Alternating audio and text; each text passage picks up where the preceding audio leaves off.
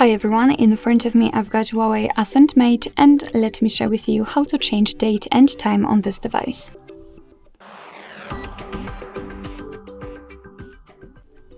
So first of all, we have to enter the settings, and here in this all section, let's scroll down in order to find the proper option, which is right here in the system. So let's tap on it.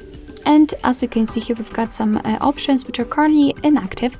It is because we are using the automatic options. So first of all, we have to turn off both of those options which are at the top. And right now we can freely tap on set date, and just by swiping, pick the date we want to use. Tap on done. The same situation with the time, just by swiping and confirm it. As you can see, it will immediately appear on the status bar. Let's change the time zone because we can also do that. Simply tap on the select time zone option and we will be transferred to this full list of available time zones. So simply tap on the one you'd like to set. And as you can see, it will be immediately applied, and of course be aware that after changing the time zone, the time will also change according to it.